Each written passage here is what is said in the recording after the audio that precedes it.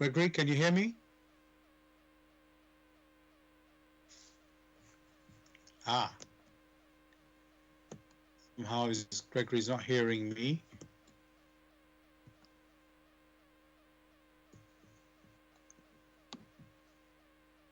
Just checking, Gregory, you can hear me? Ah, somehow Gregory's left, so hopefully he'll join us in a second. Here he goes. Gregory, can you hear me? Yes.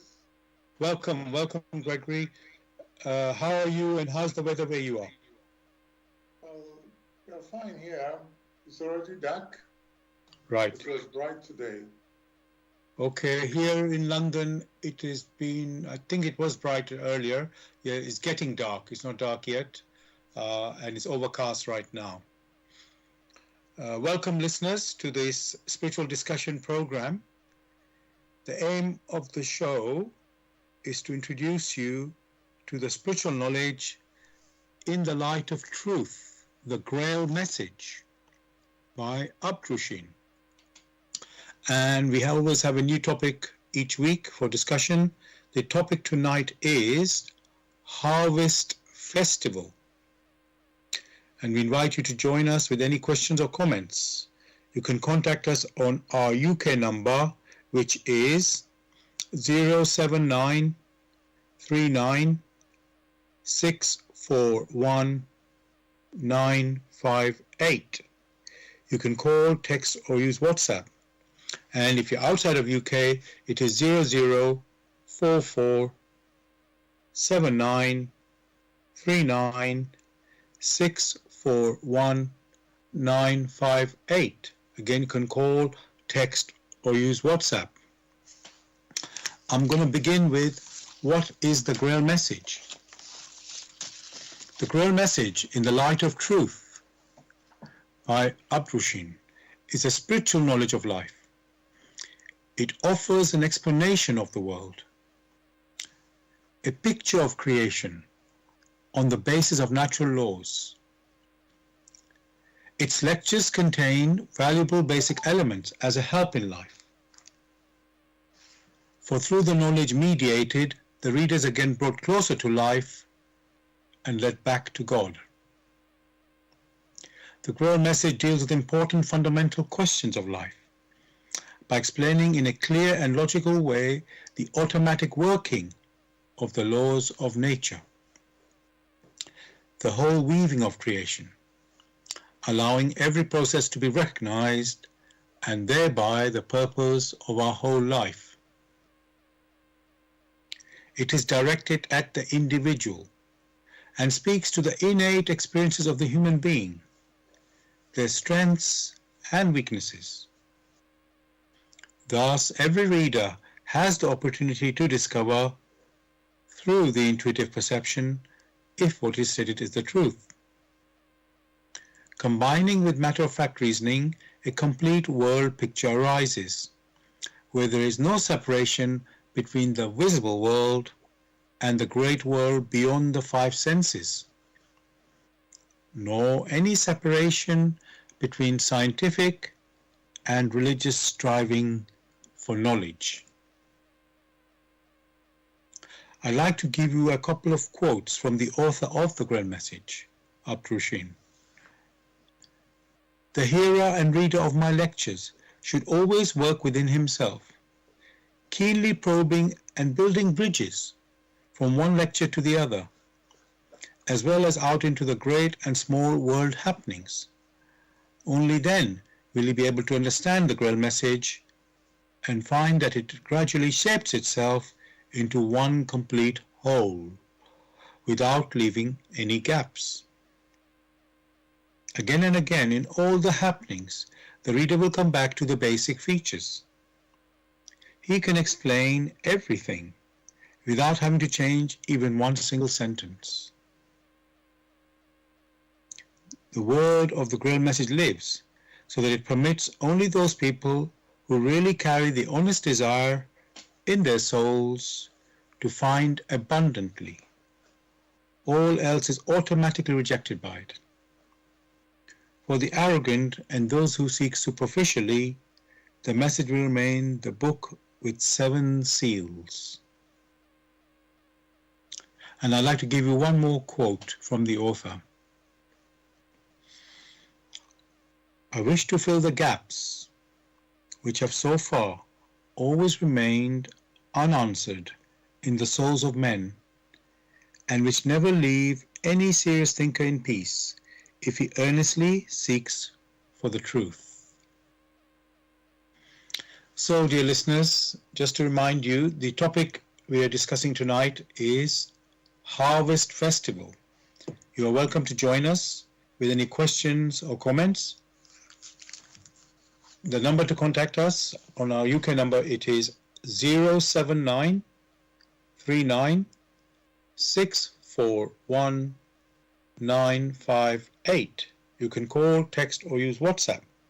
And if you're outside of UK, it is 0044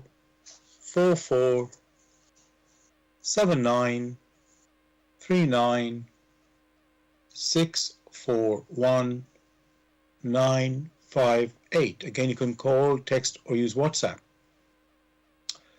And I just want to wish people who are celebrating Happy Diwali. It actually started yesterday, and it's a Hindu festival of lights, and it symbolizes victory of light over darkness, or good over evil, and knowledge over ignorance. So again, I wish anyone celebrating Diwali, Happy Diwali. Listeners, the topic just to remind you is tonight is Harvest Festival. We can also say Happy Harvest Festival because it's the time of it. I know the dates are different in different parts of the world. Obviously, in the Northern Hemisphere, it is autumn time, and so harvest time is around this time, so late September, October. And obviously in the Southern Hemisphere, they will be having spring, and of course, later in the year, they would be having their harvest. But we are celebrating in our time, in Europe, and so it's harvest time in this, let's say, this month. So I'm just going to say something I found out about Harvest Festival. I think this is from Wikipedia. It says the Harvest Festival of Thanksgiving is a celebration of the harvest and food grown on the land in the UK. Maybe it's not only Wikipedia, if it's a UK one written here, but of course it doesn't have to be UK. So it is about giving thanks for a successful crop yield over the year as winter starts to approach. The festival is about giving thanks for all the good and positive things in people's lives, such as family and friendships. Harvest festivals have traditionally been held in churches, but also in schools and sometimes in pubs. Some estates and farms used to hold the Harvest Festival in a barn. In some towns and villages, the harvest festivals are also set so that different churches do not have it on the same day. People bring in produce from their garden, allotment or farm, and even tinned and packaged food. Often there is a harvest supper at which some of the produce may be eaten. Typically, surplus produce is given away to a local charity, hospital or children's home, or auctioned off for charity. So that's just a description I found. I've actually forgotten where I found it now, on the internet there, about Harvest Festival, and they call it Harvest Festival of Thanksgiving. Gregory,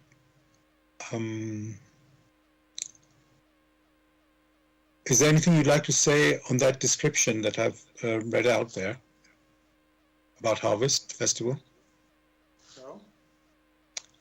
No, Lisa, if I heard you right. Okay, that's good. So, we can, because that's what people do. That's like a historical account there. And then, Gregory, let's just look at the meaning of harvest. So the word harvest, it's in the dictionary, it says the process or period of gathering in crops. So just to ask you, Gregory, on that, is that giving a good definition for us in our in our discussion? Well, it's a pointer to what harvest is. Yes. When one is referring to that which is physically visible, when the crops are ripened. So it's a pointer to what harvest is. Okay, good. And I also looked up the word festival, and I think it's very obvious, but it says there a day or period of celebration, typically for religious reasons. So I would say, Gregory, when they think about harvest, you wouldn't always think it's purely necessarily religious. It's just, you could say, a joy, isn't it? A celebration of joy. Celebrating of joy of having a harvest. So maybe the word religious also has to be examined, and you can think about it, because but in any case, so that's the meaning I've got for festival, a period or day of celebration. Again, Gregory, anything you would like to say to that meaning? Well, it's a period of celebration. Celebration because it brings joy. Exactly. It's like so obvious in a way. The words give clear meaning by themselves. So that's good. Now, what I want to ask next there, obviously we know it's about nature, bringing the harvest of the crops, and what we have sown, or the farmers have sown, it comes to this particular time with the harvest, or let's say this time period, the harvest comes. So, and what I want to ask, Gregory, is there any deeper meaning spiritually in this meaning of harvest festival, apart from the physical fruits, of nature? There has always been what emblemizes the ones you found in nature. There are many things which lies much deeper. For instance, when harvest is mentioned, the first thing that should strike the person is the gathering of the returns of what had been sown. And even before the harvest is thought about, there is that period of sowing the seeds. Even before the seeds are thought about, there is that period of preparing the soil in which the seeds will have to be sown. So one can already see a process of preparation of the soil, then sowing the seeds, and the continuous maintenance in vigilance and alertness in allowing these crops, these products to germinate, watching out for the weather, and allowing these crops to come to maturity. Only at maturity will the harvest be gathered. And that is not the end. Once the harvest is gathered, then there is the separation of that which is useful immediately and that which is not immediately useful, or not as useful. All these are the or belong to the process that strikes the individual who celebrates harvest. Thank you so much, Gregory, for this picture that you've painted there. The process, I mean, it's really clearly, you can say, how can I say it? Like you can see there, a lot of things that have to come together to, for this harvest to happen, and which, when we are celebrating the harvest, we just appreciate the fruit of the harvest, and may not appreciate, what effort and what went into bringing the harvest. And now you pointed that out quite clearly. But also, Gregory, we see something there. It's like there's a cycle, and we know this harvest comes at the, let's say, end of a season. The sowing happens also at a particular time in a season. So you can see this is a cycle here. And of course, it's a cycle from nature, which we cannot bypass. I know they grow things in the lab, but still, these factors are still relevant. So, now, Gregory, let's talk about the Harvest Festival in a bit more in terms of celebration.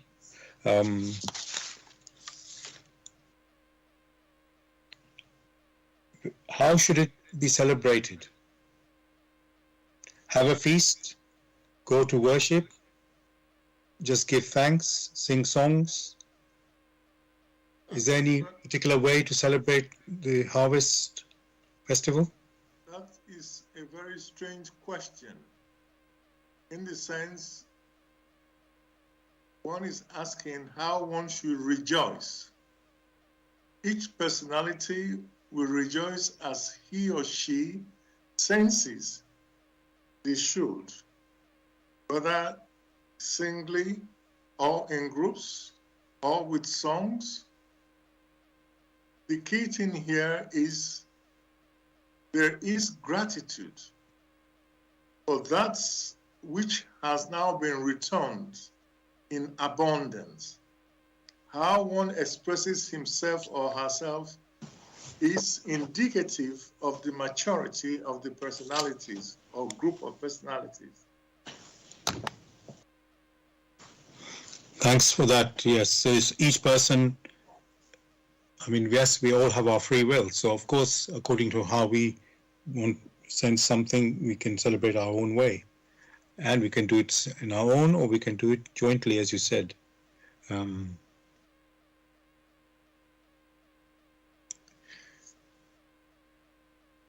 Gregory, and of course, I'm going to just check something, Gregory, in the... Yes, I was going to look at how things were done in the past, but it's not really necessary,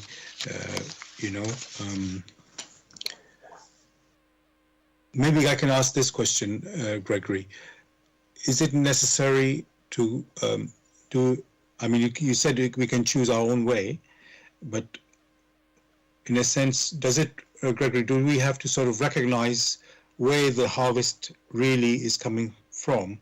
Let's say it is the Creator who, gives it to us as a gift. Yes, we make the effort, or the farmers make the effort to prepare the soil, as you said, and plant the seeds and so on, and tend the crops and so on. But the thanks, is it thanks, should be giving thanks to the farmers, to nature, to the Creator? The question should be, what really is nature? There are some who understand they are part of nature, and to some extent have come to recognize the forces in nature that help to build up, that help to prepare the seasons. And in their fine intuition, they can sense the presence of non-physical beings that also participate in this process using the radiation that flow through them. But before going that far, many have seen or have borne witnesses to the crops planted in a farm or in an orchard. That is not the only one. There is another type of harvest which basically is the birth of a child, in which that pregnancy had occurred 9 months earlier, and it went through stages in which a child has now been born. That is also one may refer to as a harvest. So it is not only the external crops we see, each personality has been born here on earth and had to go through this particular process because he or she, the physical body, had to be prepared through the union of what one may refer as chromosome, and was incubated and prepared over a period of time. And when maturity came, that particular physical body was then given birth to. That itself is harvest. Does it not bring joy to the parents who were responsible for this? How should they celebrate it? So as one sees physically the harvest from the farm, there is also the harvest through the human personality of the woman. Thank you for that lovely picture example you've given there, Gregory, or analogy. I don't quite know how to put it actually, to allow us to appreciate, the harvest of, you could say, the crops, which is what we had in mind when we're, looking at this topic. But now you've given a different angle that we can see it also another example of harvest.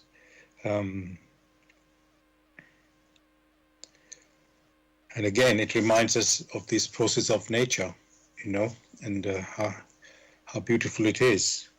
So thank you for that.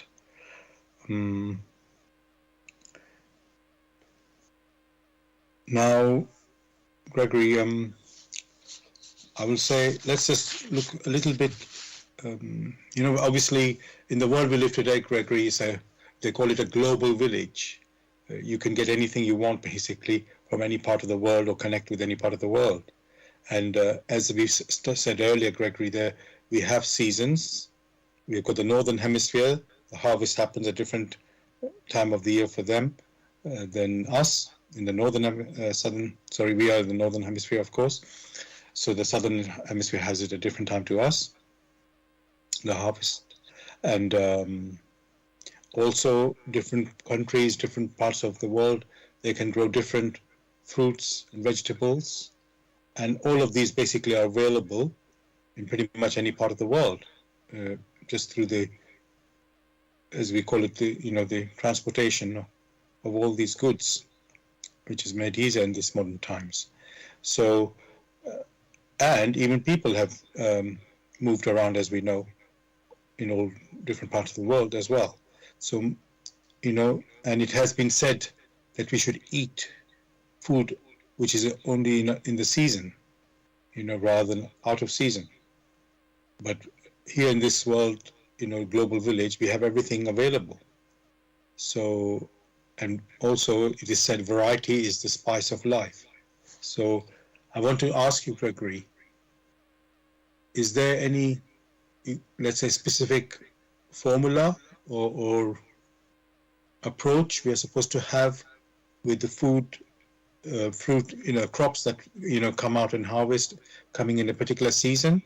So, for example, let's say strawberries, they should be eaten in the summertime. That's when they come out. So, is that how we should? I'm saying that I'm thinking about it as I'm saying it, Gregory. But yes, let me say that first, and then we can just talk a little bit further about it. So, is it only we should eat fruit or vegetables that are in that same season, that have harvested in that same season? In that same season, the fruits and the vegetables, they have the highest potency. They are most effective.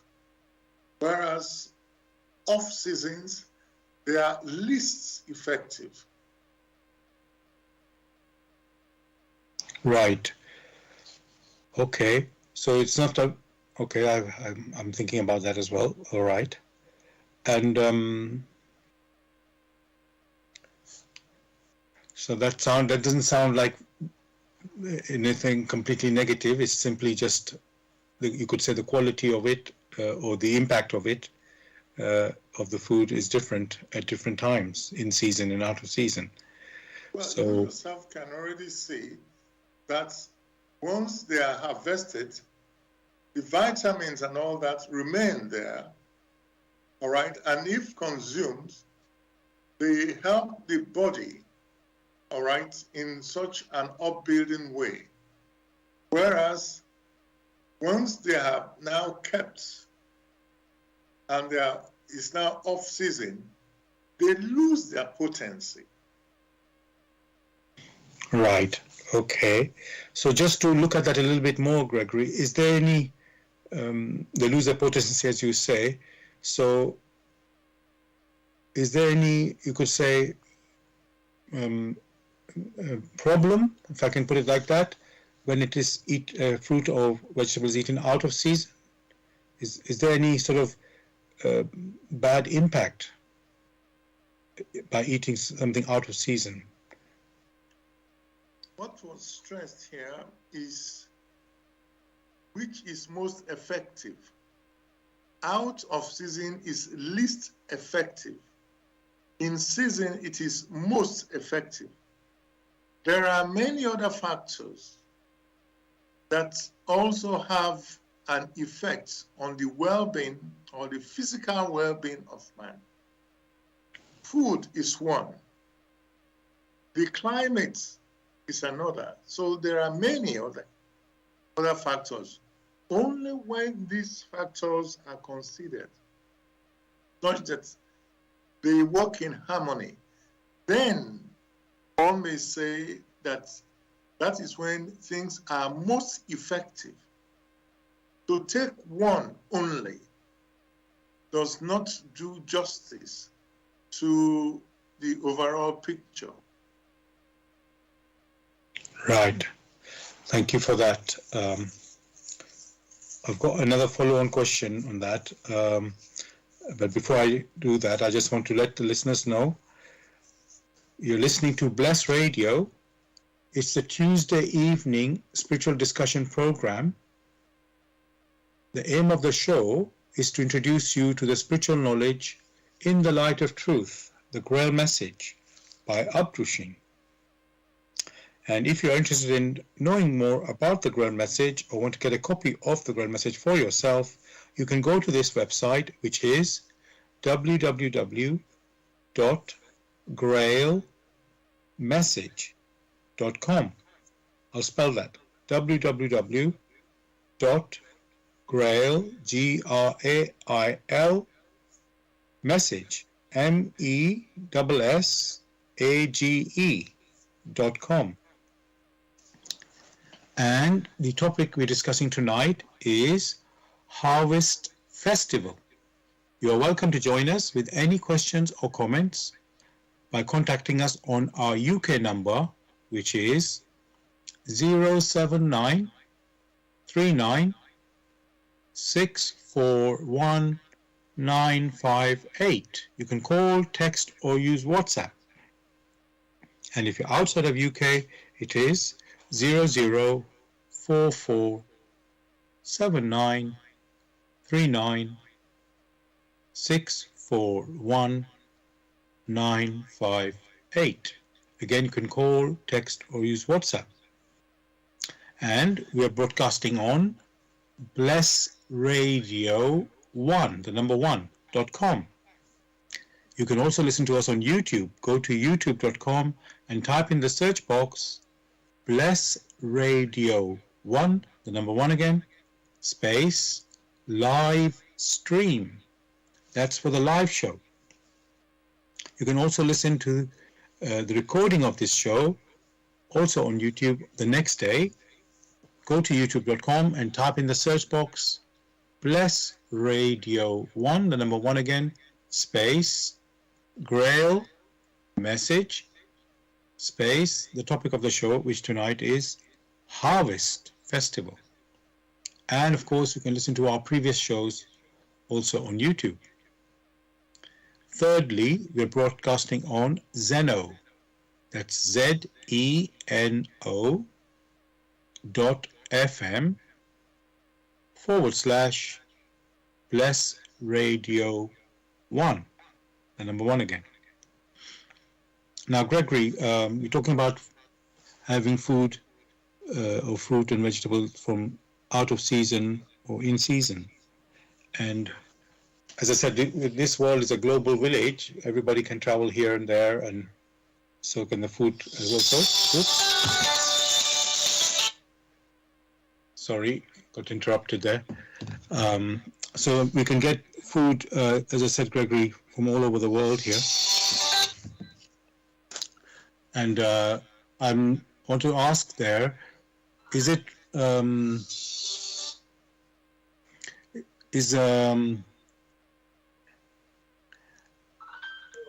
should we be eating food from our, let's say, from our own region, or is it okay to eat from imported, you can say, imported food? That question, one has to reflect carefully. Many in the so-called global village, flour is gotten from different countries. As one had just found out with the war going on in Europe. And from there, they supply flour. The question now becomes, should many not eat bread because the flour came from a different zone? Was it not said, variety is the spice of life? That which strengthens the body, which help the soul to resonate correctly, that definitely can be found in the environment in which the human personality incarnated, or where the person was born. For the radiations in that environment permitted it to incarnate here on earth. Therefore, whatever nutrients are available in that environment will also be helpful to it. However, it will not be wise to reject nutrients from other places, all because they were not, planted or harvested in their own particular environment. Thank you, Gregory, for that answer. That, you know, everything has, you can say, benefit that nature provides, and it's like we just have to, and already, like we've said already, you know, variety is the spice of life. So we, like, every day you can't eat the same food. It just doesn't taste good when you do that.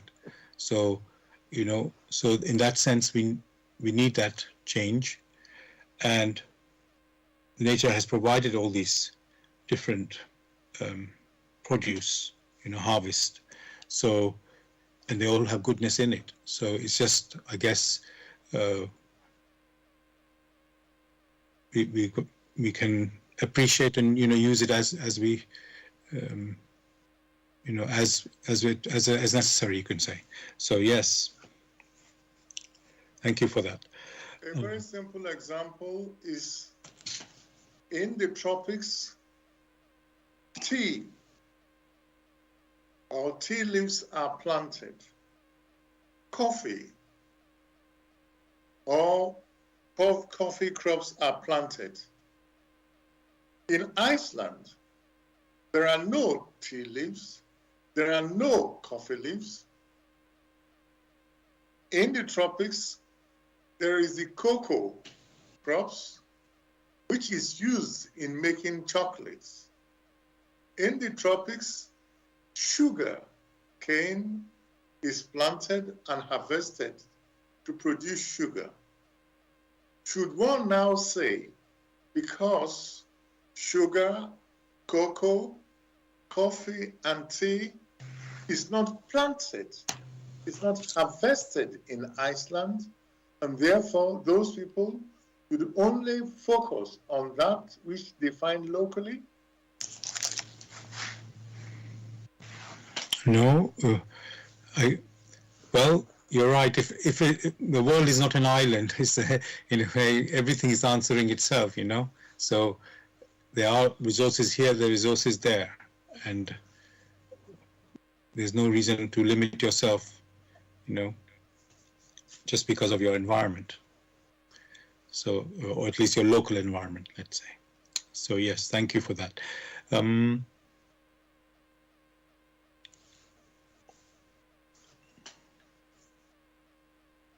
What I want to ask next, Gregory,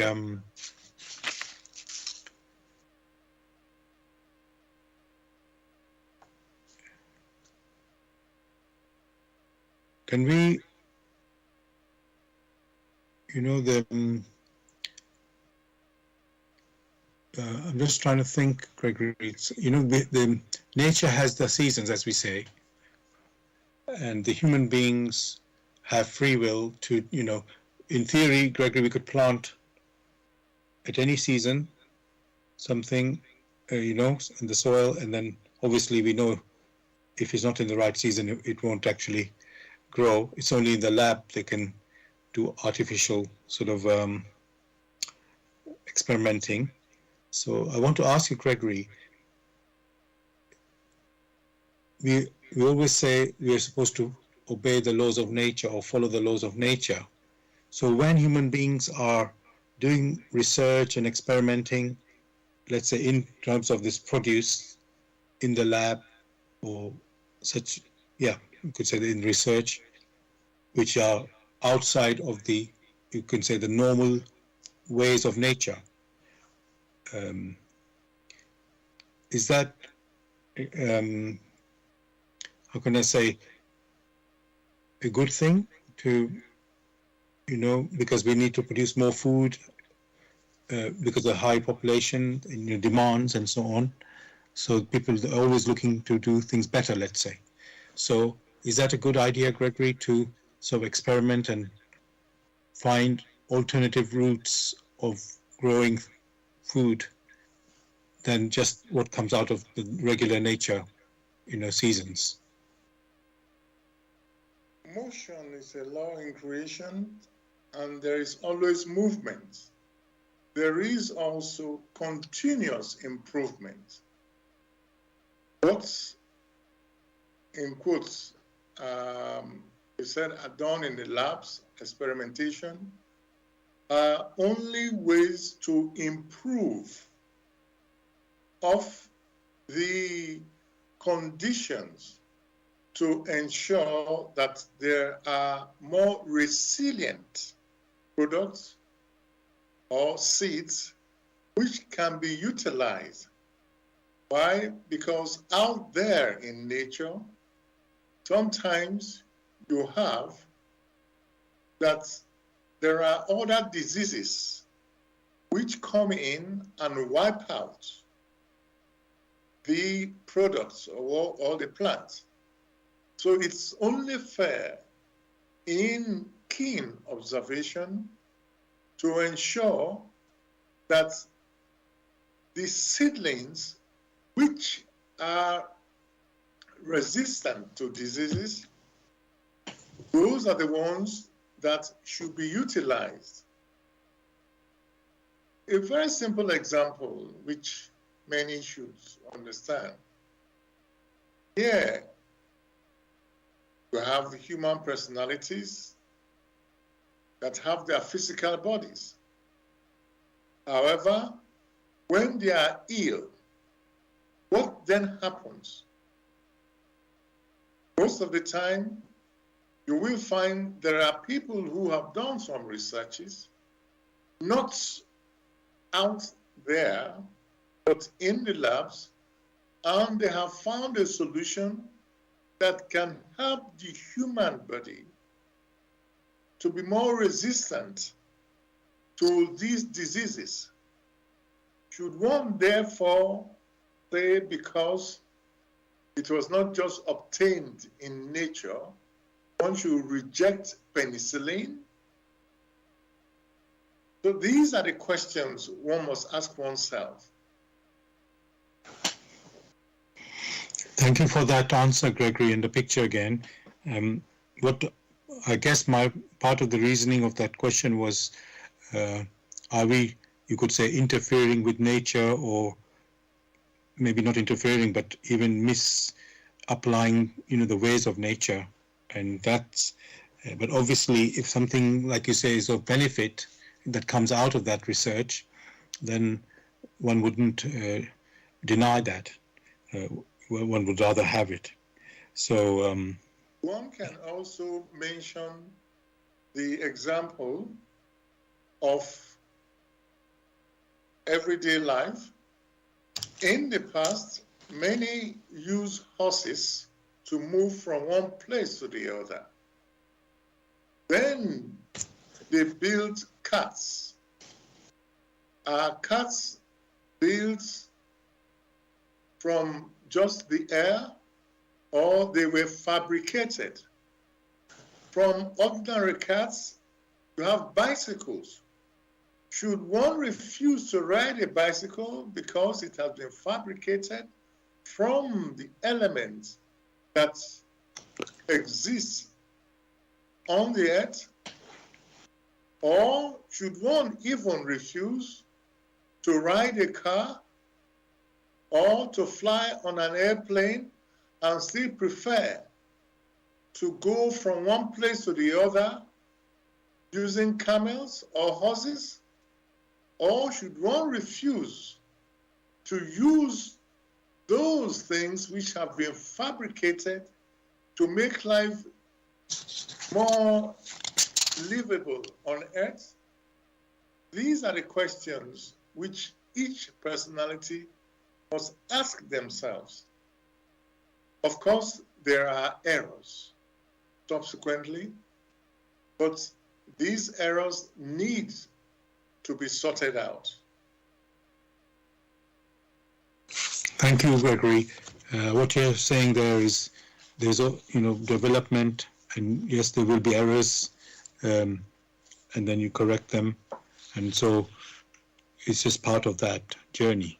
To you keep refining the whatever product or produce you're working on, and then eventually, you get the right result, you can say. So thank you.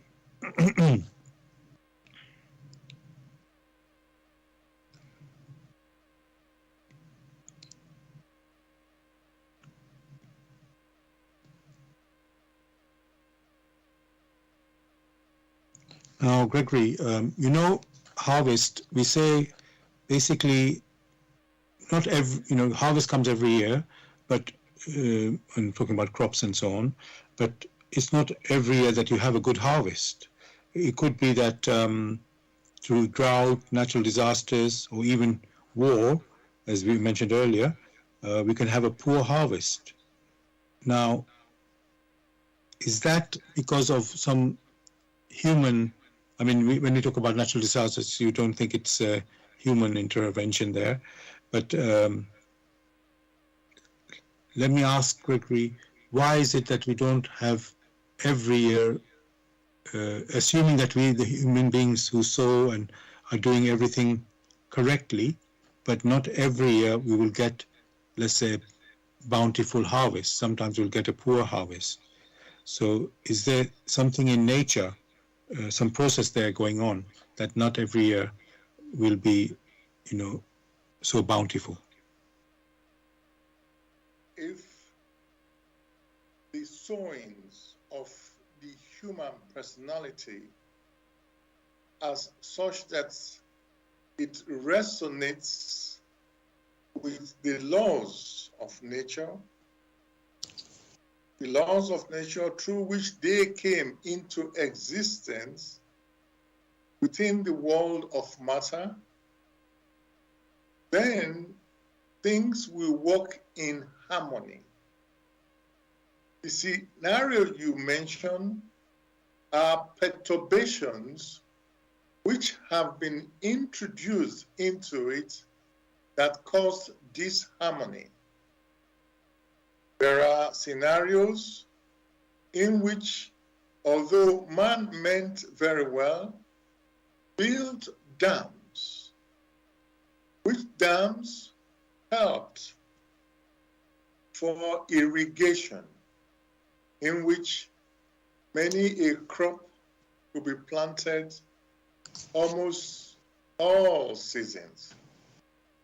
However, there are scenarios also where sometimes these waters overflow the dam and cause all sorts of erosion of the soil. These have an impact on the harvest.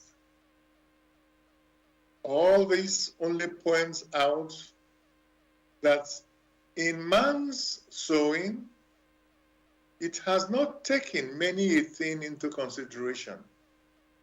But that does not mean that man should not strive. To strive correctly is to pay fine attention to one's intuition as an individual or as a group. In such a way, there will be continuous adjustment, continuous improvement, such that the returns can already be perceived even before they materialize here on earth. Thank you for that answer, Gregory. Again, it goes to preparation. You said earlier about that, and it's like you live with the real situation. If that's one thing, because obviously, if a flood happens or natural disaster happens, you may not have expected it as such, but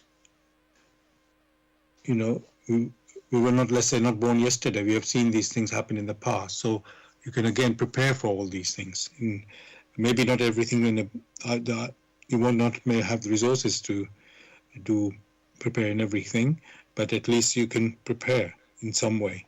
So it's like we should know that, and when we are the examples which one has shown many a time is that of the Netherlands, in which in the lands the people live below the sea level, and in the past, for very long periods, we had flooding until they worked together to build dikes, to build heaps of sand, to then adjust themselves to the rhythms of nature.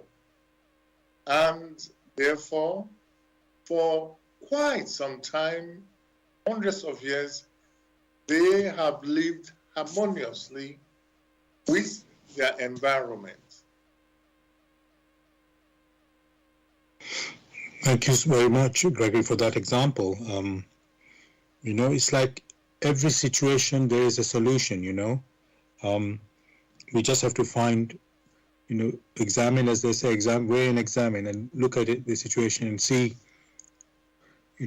just like scientific research, finding a way forward with that particular situation. And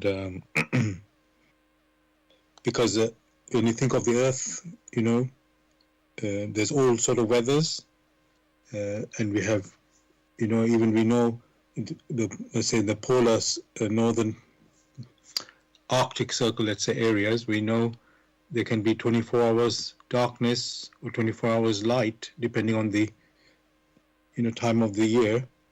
And of course, people who live in that area have to find a way to, whatever, to sleep, to work, and whatever activity they need to do.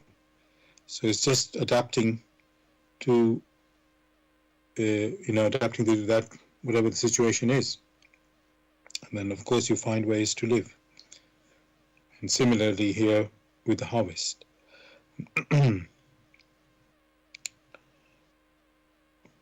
Gregory, all these discussion keeps reminding me, like we do every week, about the virtues, So, for example, being persistent, being patient, but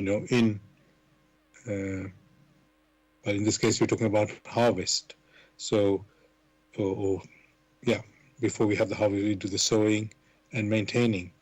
So in all of that, in all of the whole of these activities, we need to have these virtues to, you could say, to guide us, to sustain us.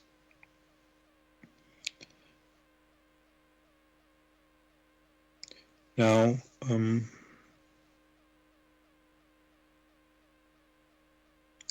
thinking, Gregory, that's another question I have in my mind. Just thinking, like I said, harvest is the time of the ripening. When we're looking at human beings, or let me say, we human beings are supposed to be part of nature, and we look at the plants, and we look at the animals, they seem to be more sort of aligned with nature in their activities. And the human being, we seem to have our independent ways of living. We can, as you say, drive car, we can make our own inventions and our own ways, which I don't know if I want to say they go against nature, but they seem to, let's say, work on top of nature. I don't quite know how to put it, but so, Gregory, let's try to look at that. As a human being, are we, we say we were supposed to work with nature, but then we seem to have our own ability to sort of set up our own system, if I can say. So, which allows us to do, as I say, some independent things. And what I'm wondering there is,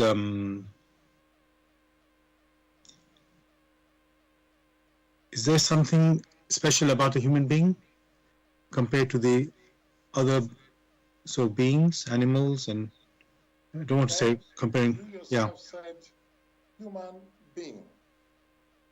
The others, you said animal. Then plants, and then the elements. These are different categories. Because these are different categories, then the only conclusion one must draw is that which animates these different categories are different. Those units that animate. One may talk about the plants. Which plants, when planted in the soil, they will grow. But they are static. That means they do not, of their own, move or put themselves from one spot and travel thousands of miles on their own. So plants, so-called, they are rooted to a spot. Then there are the animals, which animals have that which is intrinsic to them that enables them to move from one spot to another. They themselves, the animals, also grow. And then you have the human beings. You didn't say they were animals. You said human beings, that category of humans, which not only are capable of moving from one spot to another, they have deep within them a consistency which enables them to make provision for further improvement of themselves. That's inner core, which is referred to as spirit.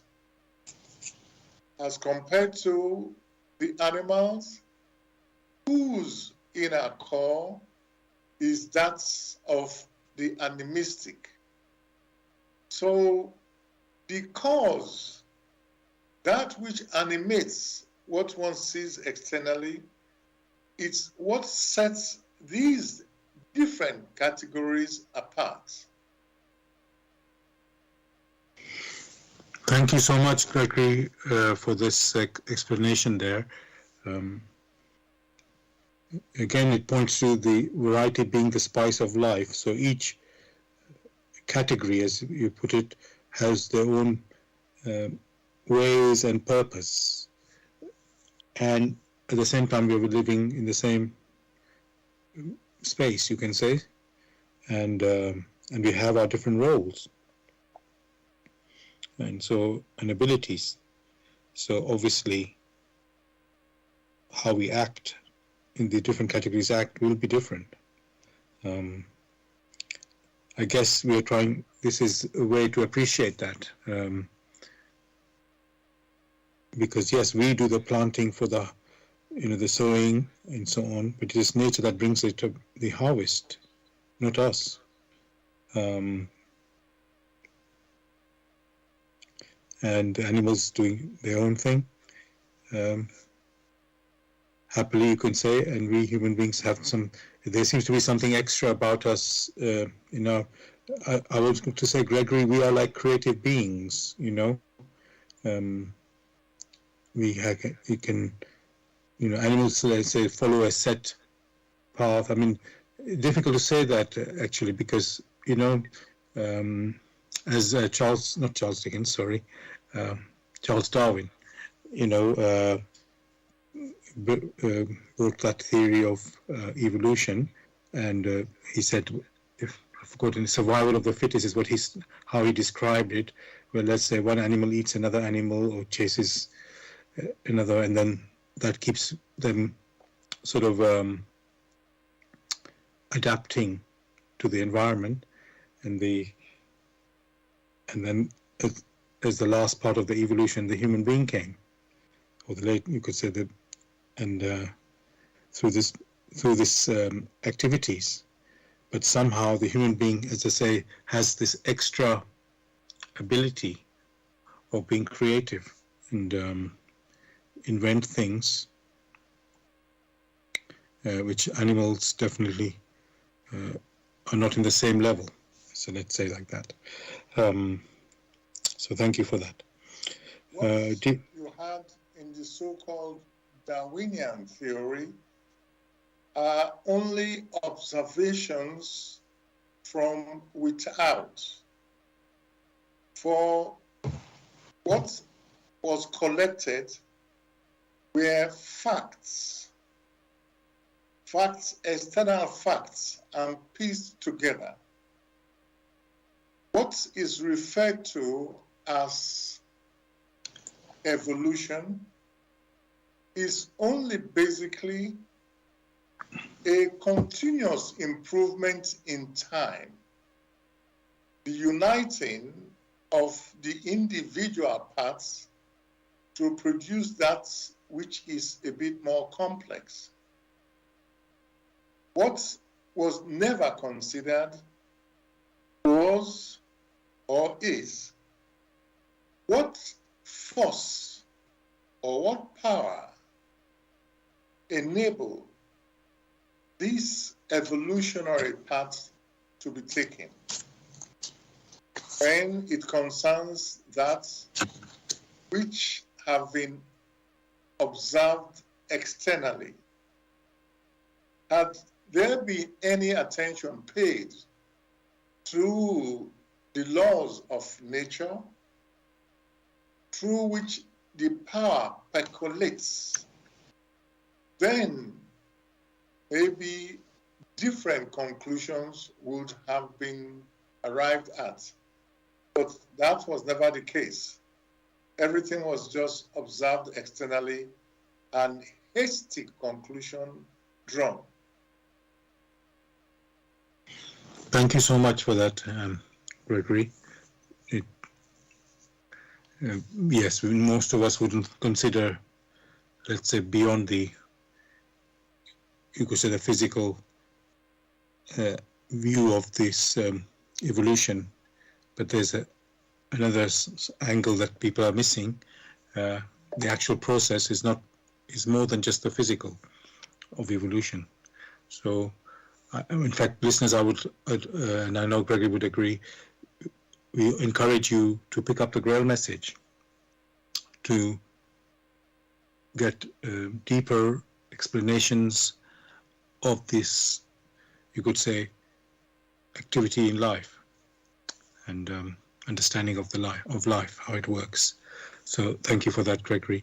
In fact, listeners, just to, if you are interested in knowing about the Grail message or want to get a copy of the Grail message, you can go to this website, which is www.grailmessage.com. I'll spell that, www.grail, Grail, message, MESSAGE.com. And you're listening to Bless Radio. It's the Tuesday evening spiritual discussion program. The aim of the show is to introduce you to the spiritual knowledge in the light of truth, the Grail message, by Apushing. And we have a topic every week. Tonight's topic is Harvest Festival. If you have any questions or points you would like to put forward, please contact us on our UK number, which is 079 39 641 958. You can call, text, or use WhatsApp.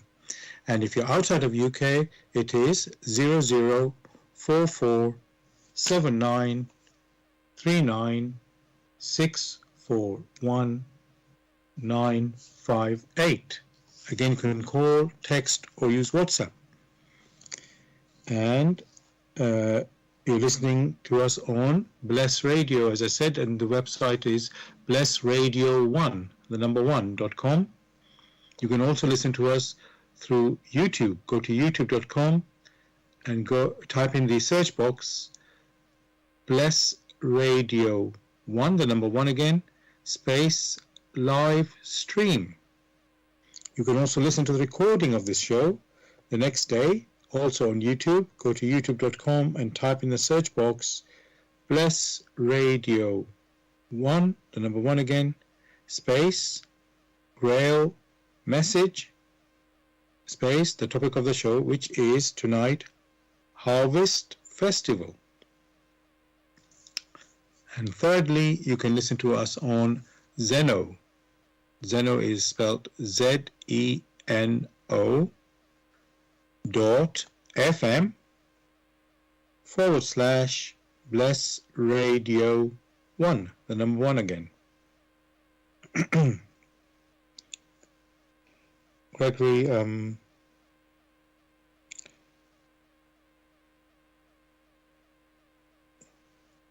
yes, like we said, we have the seasons, the 4 seasons in a year, and harvest is the end of the summer and the beginning of the autumn.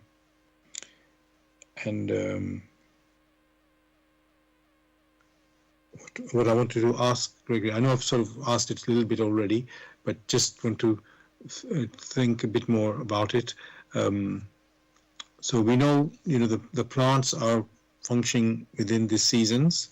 The weather is obviously affected by these seasons, as we know. And then I'm wondering, Gregory, is there anything where the human beings are particularly going to act in different seasons? Is there some things different that's meant to do also in sort of adapting to the seasons? Maybe let's say 1,000 years ago, when it became dark, we would stay at home and not go out. But now with technology, we have lights everywhere, electricity, and we can do basically what we want at any time. So I'm wondering, Gregory, is there are we meant to sort of align with nature in season in some way? Is there any specific thing like that? Or the human being is just, let's say, I find it hard to use this word independent, but can work sort of outside of, not outside maybe, but work a little bit beyond these sort of parameters of the seasons?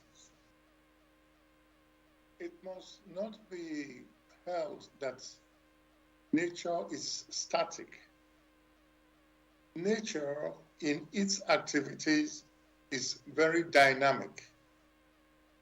So one can observe that in the past there were scenarios in which one waited for the oscillation or the wobbling of the earth as the earth, goes round the sun, and also the effect of the moon on the earth. These are parts of the effects of nature. There are also other radiations which are not easily perceptible to the human personality or to the 5 senses of the human personality, which have an impact, an upbuilding impact on the human personality. So one should not say, oh, this is how things were done in the past, and therefore one should not make further progress. So in the past, there was no possibility, because of the stage of development, of having bodies which could radiate light independently. There were torches which were made, which could be utilized, depending on the season, where there were longer days or shorter days, people had to adjust. But with those challenges came further refinements in observing the activities in nature. And today we have torches, we have lights, which we now call electricity, because we have observed some phenomena in nature of magnetism, of electricity, and putting things together, we now have possibilities of continuous light as and when it is needed. That in itself is progress. It is not retrogression.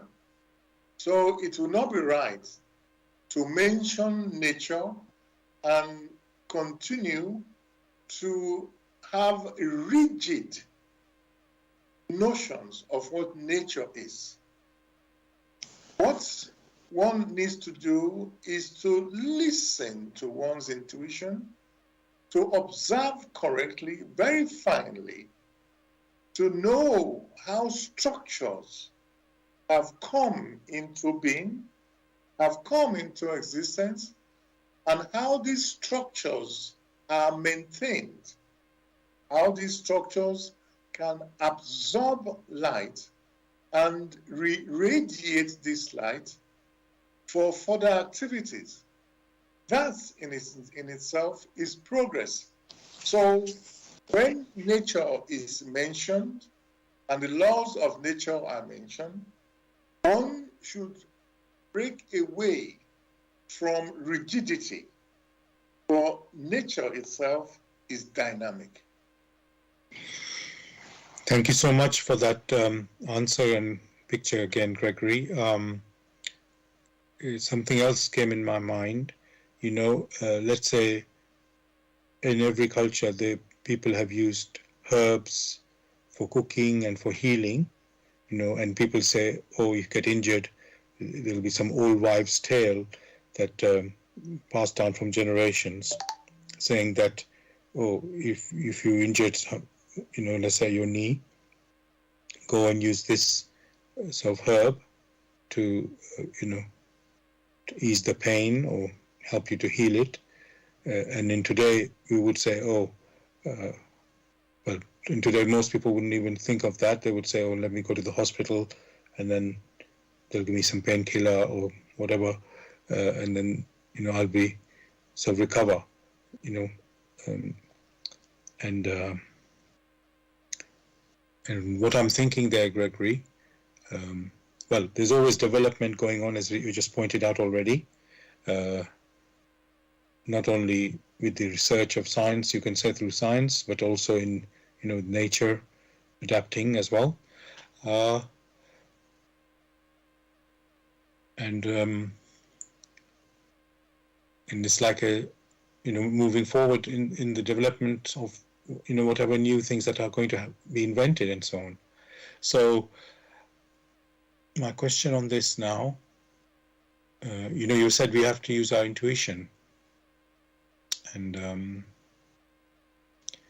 but also, Gregory, you could say in the ancient traditions of the, let's say, old civilizations now in this, you know, let's call them, for example, there were Celts in Europe and in other parts of the world, all different traditions where they believed in these, they call them gods with a little g, and we would describe them as nature beings, really, and the people could communicate, Gregory, somehow with those gods, and you know, work with them and get, you could say, guide us in our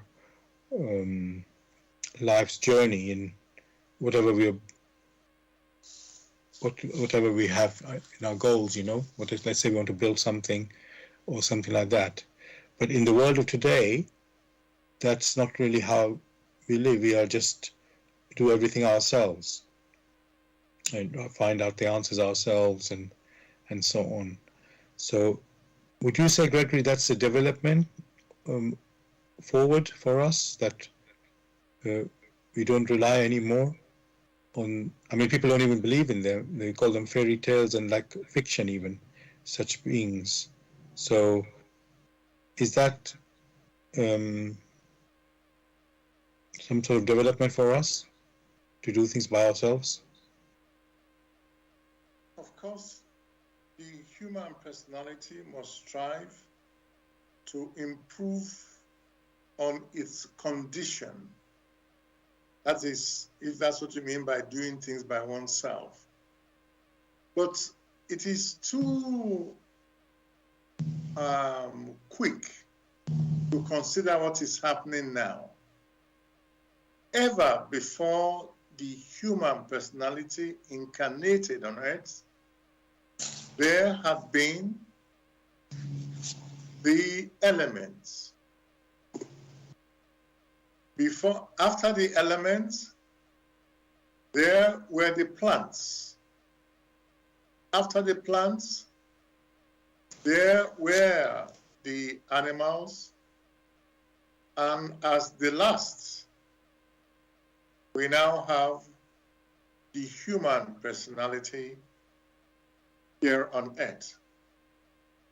The question which each personality must ask themselves: what forces were responsible for the formation or the creation of the earth, of the physical universe, of the elements on the earth, of the plants, of the animals, before we ourselves came as the last part of the chain? There were forces that were responsible in the formation of all these things. It was not in an arbitrary manner. Now, if one understands it is not in an arbitrary manner, that forces were responsible and were not haphazard, then these forces, or a coming together of these forces, must be enumerated. The forces of the wind, of the earth, of fire, the forces that are responsible for the ocean, that are responsible for the weather, for the seas. These forces always existed. Along the line, there were some who were able, due to their standing, to perceive of the existence of these forces. And because they were able to perceive of the existence of these forces, which forces are therefore referred to as nature beings, for these beings have always been there. They are the ones that were responsible for the weather, for the plants. It was only fair for those who, due to their own personal radiation, were able to sense the existence, to approach these forces or these beings and ask for help. And these beings were helpful. So when it is now mentioned, it's an old wives' tale. What that means is only that the current generations have lost touch with those forces which have always been there. So it will be wrong to ignore that which exists. These forces exist, but the man of today, or humanity of today, lack the necessary knowledge on how to connect with them. And therefore, they deny the existence. Whereas those who had connections, who knew how to communicate with them, derived the benefits of their communication. So it was not progress in dissociating with these forces who are responsible for the formation of the earth, for the maintenance of the earth, for everything you have here on the earth, even when the human personality needs to incarnate. They play a role in its incarnation. Much of what one has just mentioned can easily be discerned for a seeking one in the walk, in the light of truth, the Grail message of Abrushin. There, all the connections, all the structures are made manifest. Thank you so much, Gregory, for this answer and picture again you have painted that makes us, let's say, become aware that the connection, we are supposed to work with nature and connect with nature, and let's say the people of the olden times they may seem primitive to us today, but somehow they seem to have this, and maybe we thought, because as usual, well, we call it progress. We don't need that now, we would say, because we have science, and they didn't have that in those days. They had, let's say, some wise men, or I don't quite know what word to use, some priests of the olden times. I don't know how the word is, what word to use for that. And they seem to direct us, and people trusted that. And it's as time has gone on, science has become you could say, determiner of facts. And sorry, may I come in and... Yes. One must become very clear of what science does. And from the clarity, then one is able to make progress. All that science does is to collect facts, to investigate and collect facts from its investigation, depending on the nature of the investigation. And having collected the facts from its investigation, it builds a model. So all that science does is modeling. Whether this is done in biology, chemistry, whatever branch of science, they build models. Each personality must strive to understand what science does, that is, building models. From these models which have been built, they strive to make prediction. So, in the so-called physics, there is what they refer to as the standard model. If they then have further investigations, and the results from these investigations do not fit with these models, then the initial model they have built, they may strive to improve on it to accommodate that which they have just collected. That is how all of science is. What is mentioned here with the work in the light of truth is not modeling.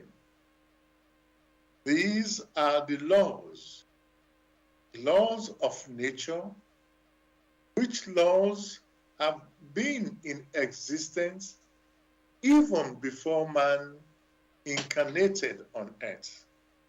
These laws also apply to man and the inner core of man, these laws apply to all that exists in the physical universe and in the non-physical universe.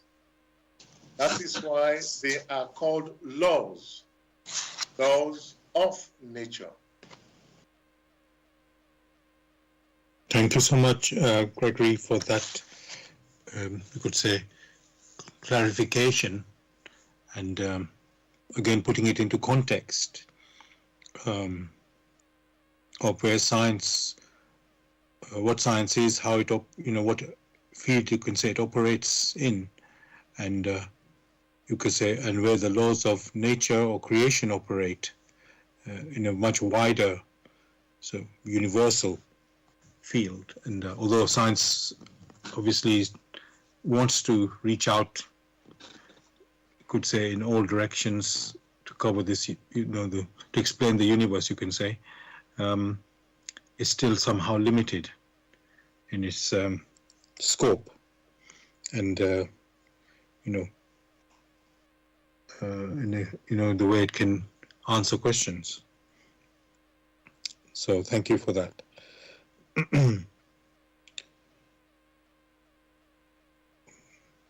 Now, Gregory, looking at again harvest and human beings, this is what I'm trying to think about in this topic of Harvest Festival.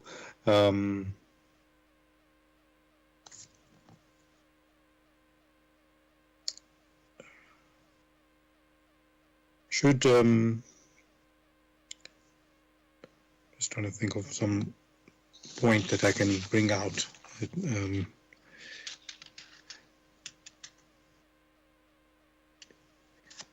So yeah, let's see, Gregory, the celebration of this Harvest Festival, let's say today, I mean, you said we can celebrate it in the way we sense things, however we sense it, to give our, you could say, express our joy.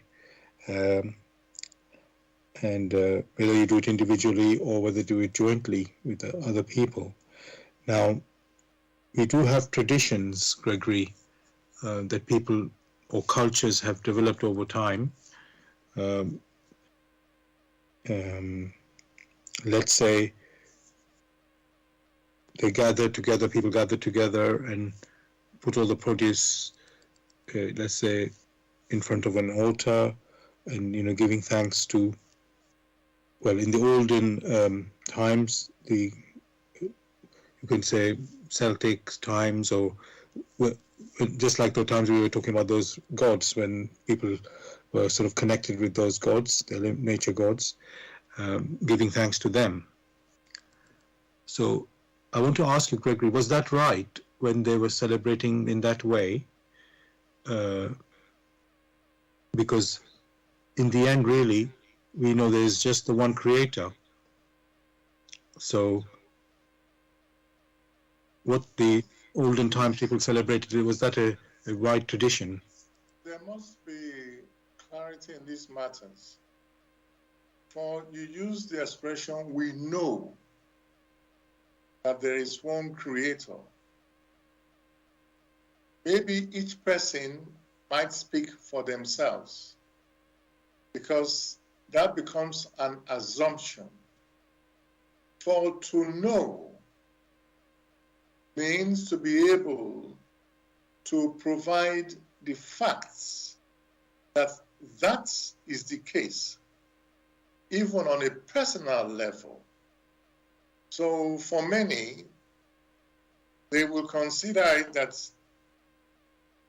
strictly speaking, we do not know. For if really many know that there is one creator and that the power streams from that source, then it means through some tool, through some perception, they have been able to convince themselves and have come to recognition. and many a thing which now abound will not be. So, considered rightly, it's more of presumptuous to use that expression, we know. For you will find that in the past, many are able to interact with that which is closest to them. And others have emulated them because they saw results or they were able to perceive of the results.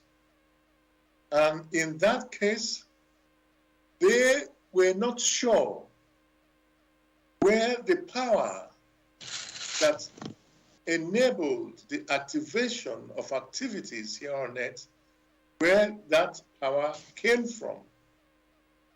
For many, there was no thought about it. It was just more of a head mentality. For when one reflects very carefully, only that through which one has come to recognition in countless ways, only that which has an indelible impact on one's intuition is one's own.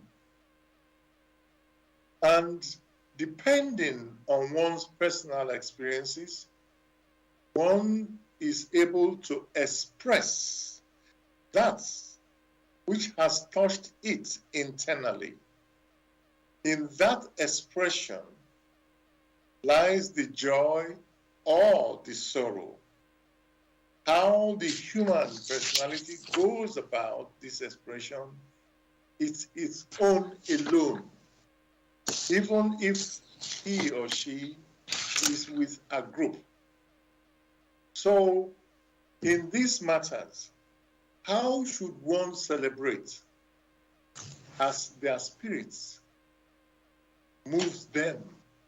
That is how they should do it. Not just because you have many people coming together and shouting meaningless songs, or having, in quotes, faith which lacks personal conviction. That is not helpful. The time has come when many a person must move from that which they have been told, and through personal intuitive experiencing to come to conviction. That alone is movement. Thank you for that answer there, Gregory. As you rightly pointed out, each person is different, and what they believe or follow is individual. So we have to look at it in the full way, full picture rather than one person's view. So thank you for that. Dear listeners, you're listening to Bless Radio. This is the Tuesday evening spiritual discussion program from 6 p.m. to 8 p.m. UK time. The aim of the show is to introduce you to the spiritual knowledge in the light of truth, the Grail message by Uprushing. If you are interested in knowing more about the Grail message or want to get a copy of the Grail message for yourself, you can go to this website, which is www.grailmessage.com. I'll spell that. www.grail, Grail, message, message.com. And the topic we're discussing tonight is Harvest Festival.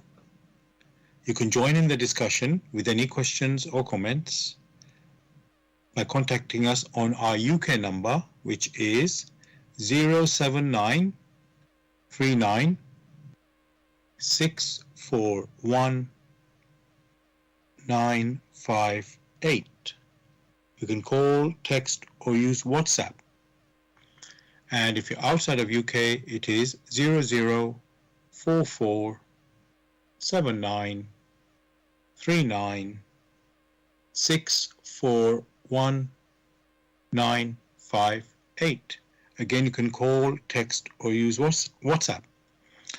And we are broadcasting on Bless Radio 1, the number 1.com. Also, you can listen to us on YouTube. Go to youtube.com and type in the search box Bless Radio 1, the number 1 again, space, live stream. That's for the live show. You can listen to the recording of this show the next day, also on YouTube. Go to youtube.com and type in the search box Bless Radio 1, the number 1 again, space, Grail message, space, the topic of the show, which tonight is Harvest Festival. And of course, you can listen to the recording of our previous shows as well, also on YouTube. Thirdly, we are broadcasting on Zeno. That's ZENO.FM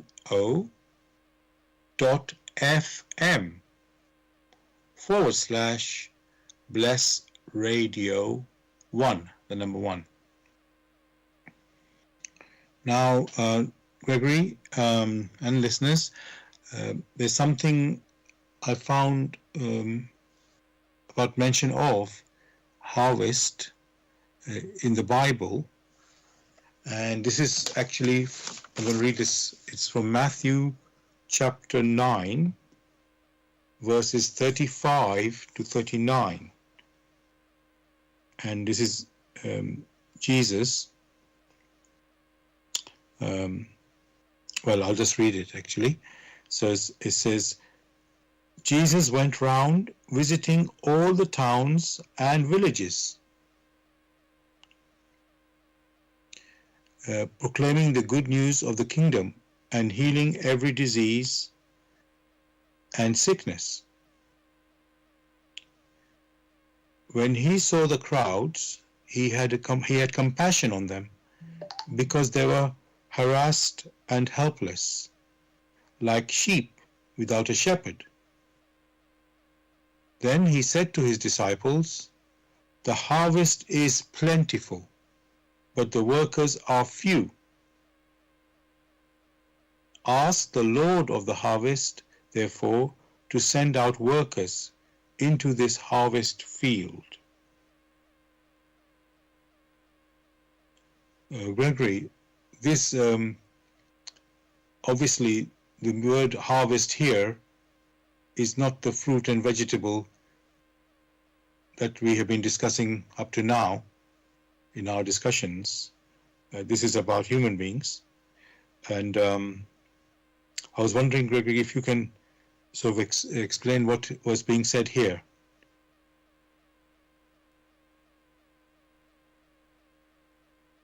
In that particular case, what was meant spiritually, as the human personality might now know. Just as you have seeds being sown on the soil and they subsequently will germinate, and with continuous maintenance, they will grow and bear fruits. When they then bear fruits, that is when the harvest comes in. The same thing happens in accordance with the laws of nature when you have that in a mother or a prospective mother, she carries a seed which after fertilization, there is the harvest after 9 months, in which a child comes forth. In a spiritual sense also, there is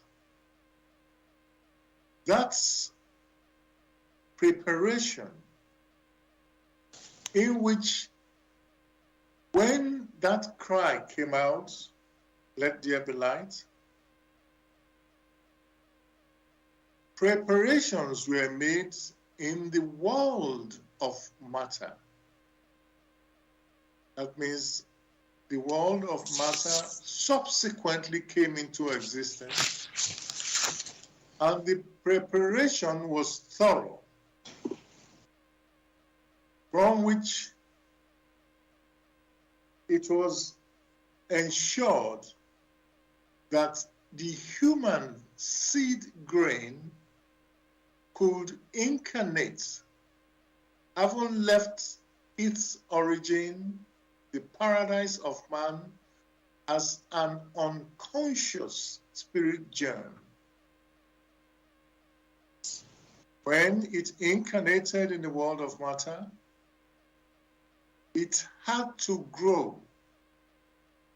That means it was then forced gradually to develop those talents which have been sown into it.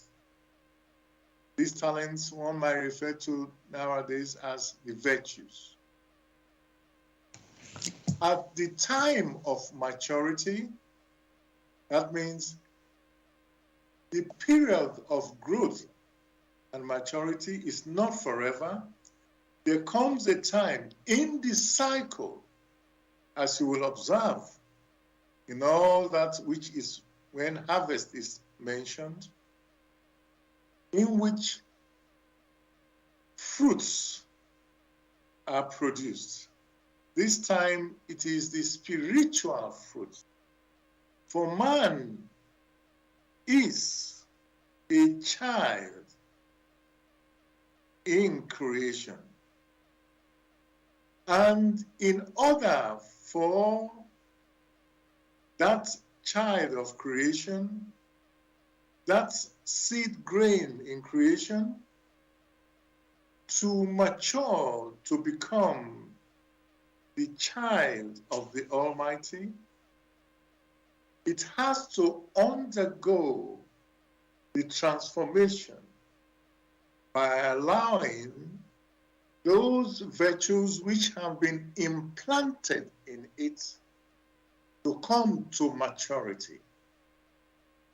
When these virtues come to maturity, that is the period of harvest, or that is the period where the human personality should show sign of maturity. That period which has been granted to it prior, before the soil is turned around, that is the period of harvest. As at the time Christ spoke, he spoke out of primordial wisdom, which primordial wisdom are based on the laws of creation. A clearer picture can be taken from the work in the light of truth. That saying of Christ is a full discussion of its own. Therefore, in preparation for further discussions, one will refer many, a listener, to the work in the light of truth. That will so prepare a listener such that the actual words of Christ can be well understood. Thank you, Gregory, for that answer. And referring to the listeners to pick up the Grail message to, get a deeper understanding, you could say, of the laws of creation and how they operate. And let me say, give a bigger context than something that you might just see superficially, because we could say, yes, we're talking about Harvest Festival on the earth, you can say, and yet there is a bigger picture of the human being. Yes, we need to eat, we need to live, breathe, and grow, and so on. And on the earth, that is, and yet that is just a reflection of the bigger purpose of the human being. And when Jesus came, that's what he was pointing to, for our salvation. And so we need to see that bigger picture.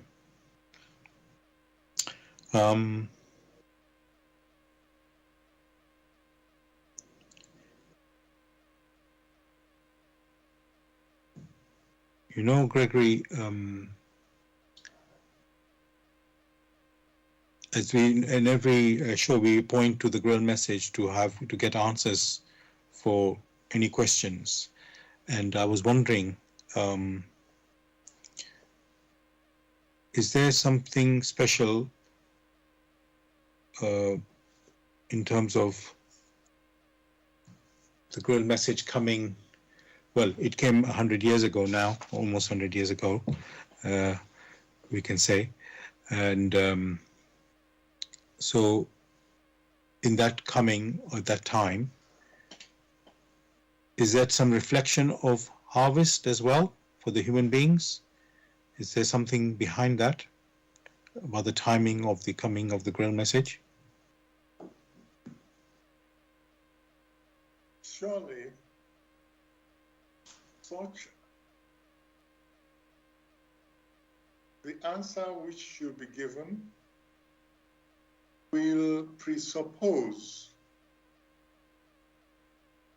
that the listener must have examined the work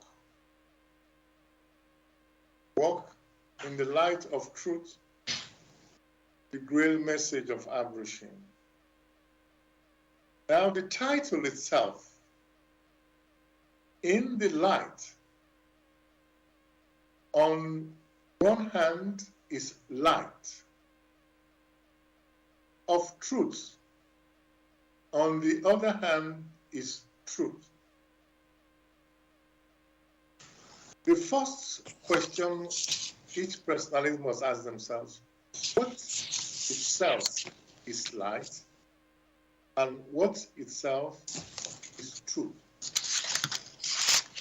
For it is well known that that which is light animates.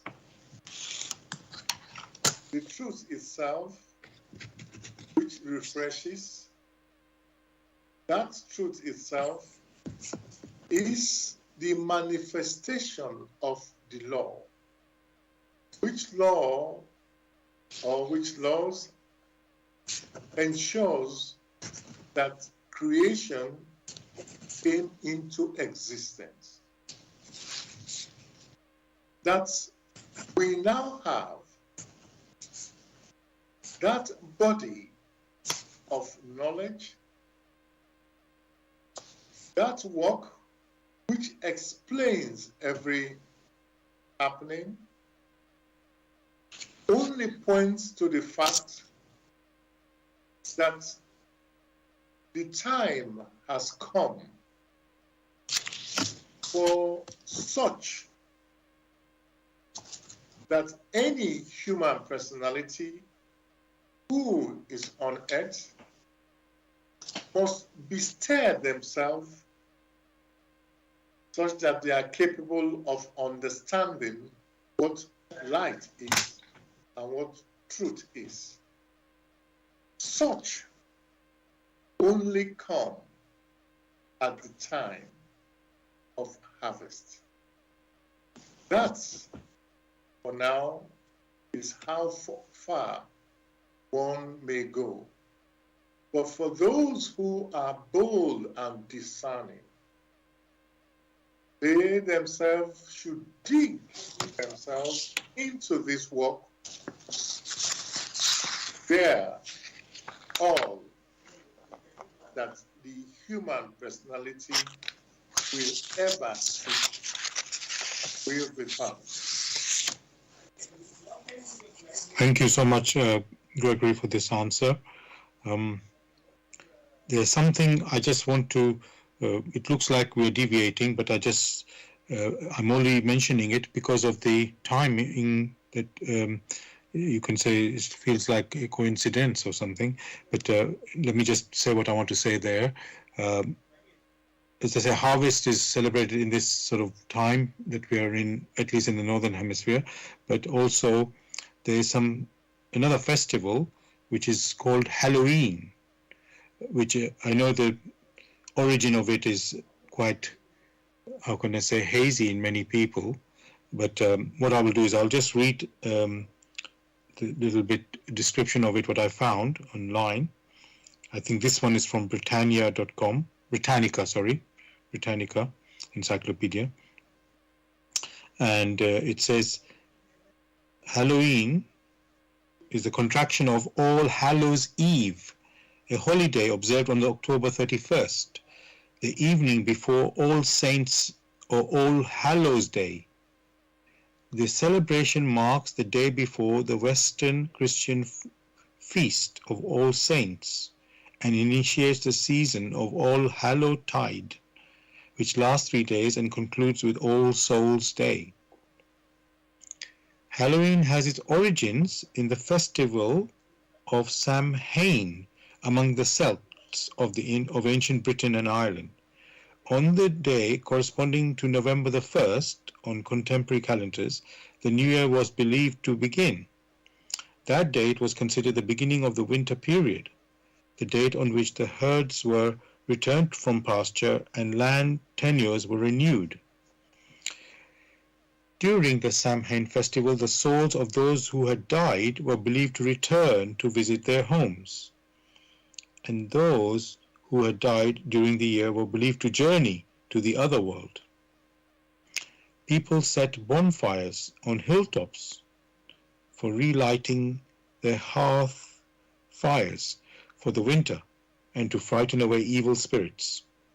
And they sometimes wore masks and other disguises to avoid being recognized by the ghosts thought to be present. It was in those ways that beings such as witches, hobgoblins, fairies, demons came to be associated with the day. The period was thought to be favorable for divination on matters such as marriage, health, death, and death. And when the Romans conquered the Celts in the 1st century CE, they added their own festivals of Feralia, commemorating the passing of the dead, and of Pomona, the goddess of the harvest. So Gregory, that description there of the origin of Halloween, it looks like it's been around a long time,